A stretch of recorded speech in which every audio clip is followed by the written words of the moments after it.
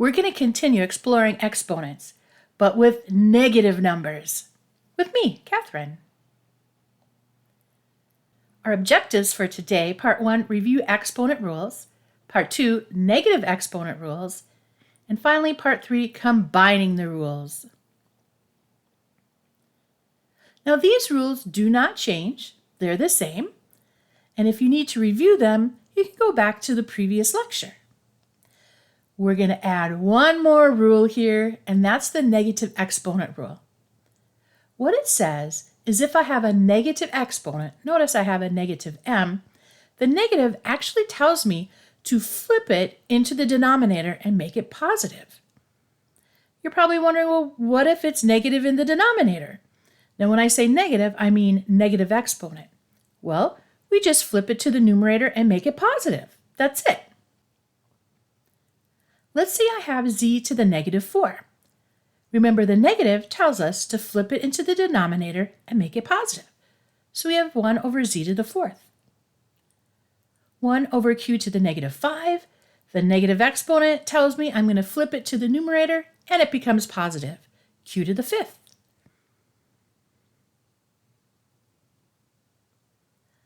Write the expression with positive exponents only. We have x squared y to the negative 7. The first thing that I like to do is flip anything that I need to.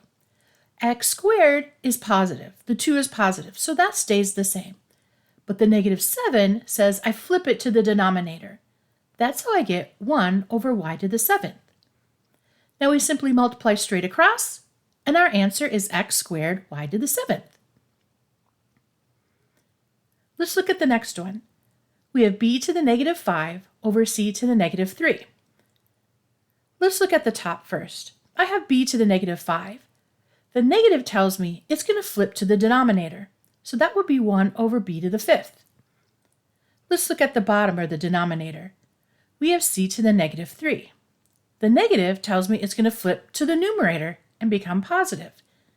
That's how I get c to the 3rd over 1. Now we just multiply straight across, and our answer is c to the 3rd over b to the 5th. Let's look at the last one.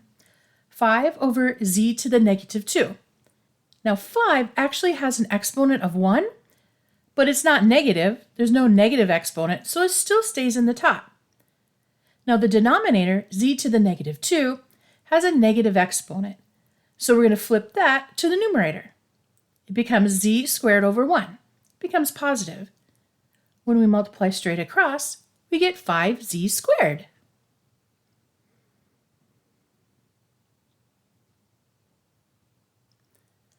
Now we get to combine all the rules we've learned. For the first one, we have x to the negative 4 over x to the negative 3. You're going to see that we have the same base. So when I divide, I simply subtract. So this is the same as saying negative 4 minus negative 3. Well, negative 4 minus negative 3 is x to the negative 1. But the directions tell us to use only positive exponents. A negative exponent in the numerator flips and becomes positive. That's how I get 1 over x. Now, let's combine all the rules. Write the expressions with only positive exponents. Our first one says x to the negative 4 over x to the negative 3. We have the same base and we're dividing, so we can actually use this formula. We simply subtract the numerators. We'll have x to the negative 4 minus negative 3, which gives us x to the negative 1. But that isn't our answer because we can only have positive exponents. A negative exponent actually flips it to the denominator. That gives us 1 over x, or 1 over x to the 1st. Let's look at number 2. We have 3x to the negative 2 over 2x to the negative 1. What property are we going to use here? We're going to use this one. I kind of think about it as a distributive property. So let's do that. We're going to have 3 to the negative 2, x to the negative 2 in the numerator, then in the denominator, 2 to the negative 1 and x to the negative 1. I have 3 to the negative 2 over 2 to the negative 1. they don't have the same base. But x to the negative 2 and x to the negative 1 do have the same base. So I'm going to leave 3 to the negative 2 over 2 to the negative 1 alone for right now. But since we're dividing, we can subtract. X to the negative 2 minus negative 1. Now we're going to do 2 steps in one. 3 to the negative 2 actually tells me I'm going to put it into the denominator and make the exponent positive. 2 to the negative 1 says I'm going to put it into the numerator and make it positive. That's how I get 2 to the first over 3 to the second. Negative 2 minus negative 1 is actually x to the negative 1. We need to keep simplifying here. 2 to the first power is just 2. 3 to the second power is 9. And x to the negative 1 is 1 over x. Multiply straight across, and we end up with 2 over 9x. And that's our answer.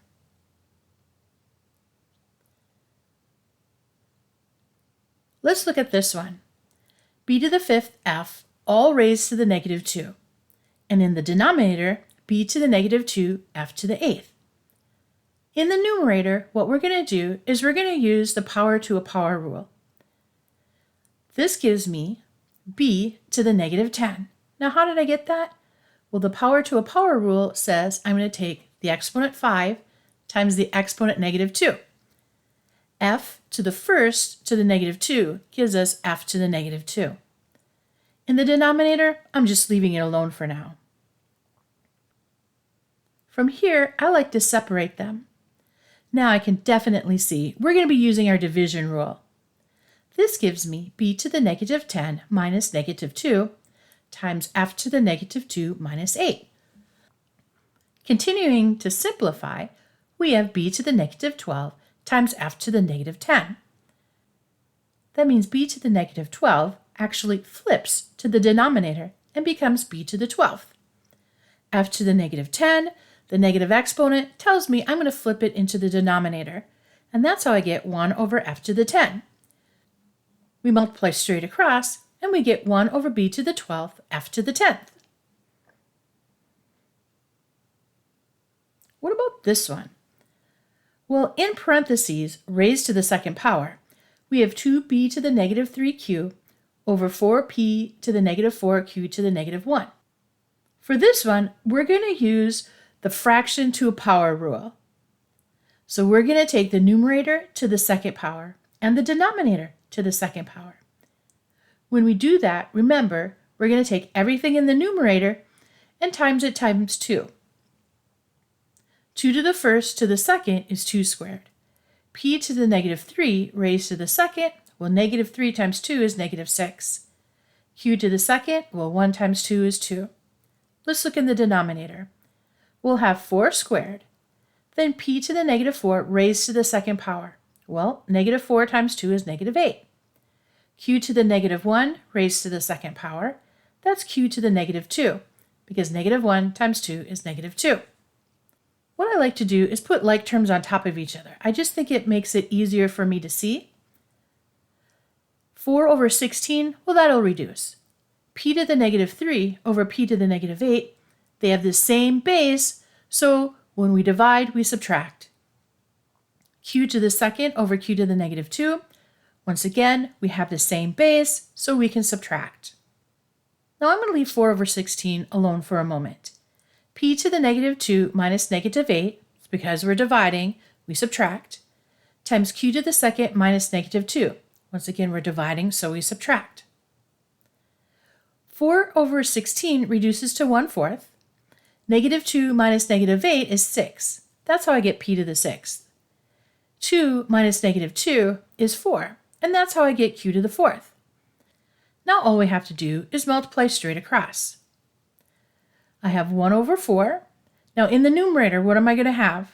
I'm going to have p to the 6th and q to the 4th. That leaves me p to the 6th, q to the 4th over 4. And this is what we're looking for as the answer.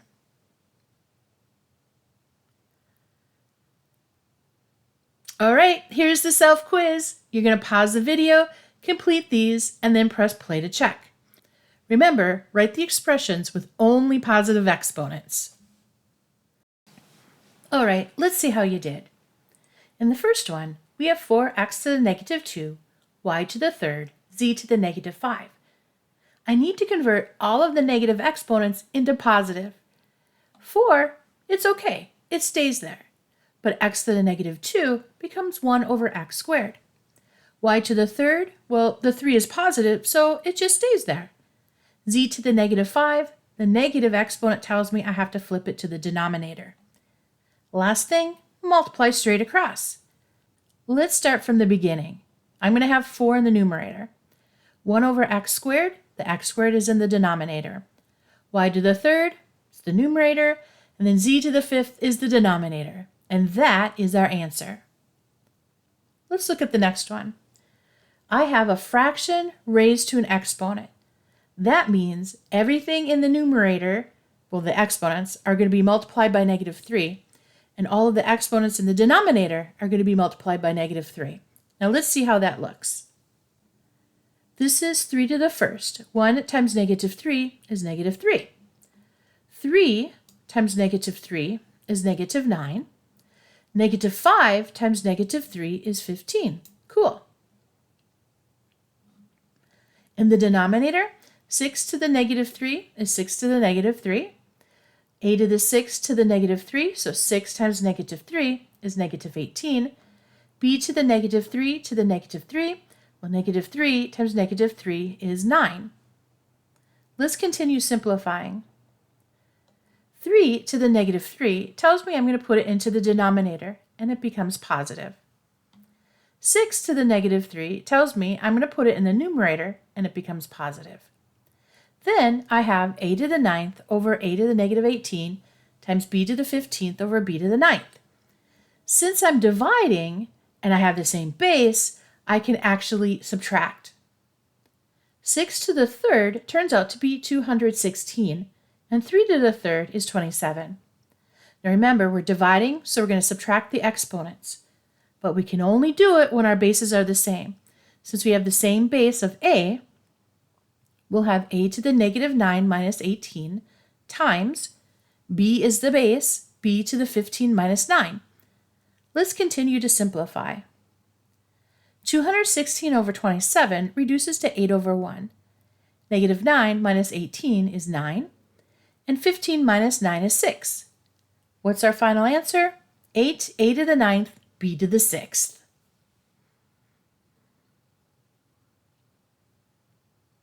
We're not done with our self-quiz. Here's one more for you to do. Write the expression with only positive exponents.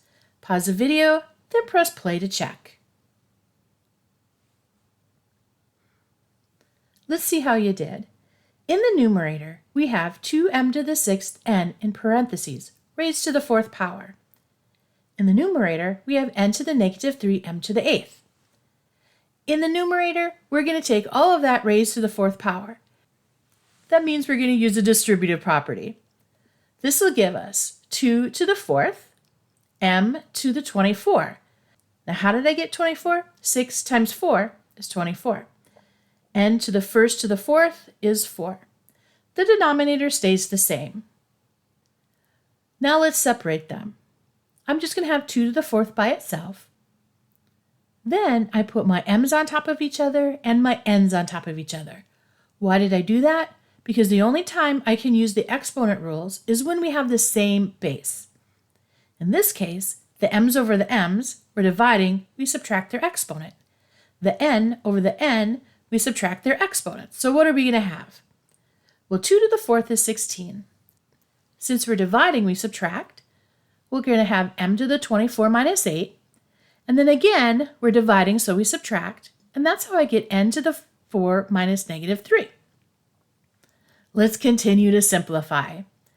This time, we'll have 16 times m to the 16, 24 minus 8, times n to the 7th, 4 minus negative 3. Let's simplify one more time, and our answer is 16m to the 16, n to the 7th.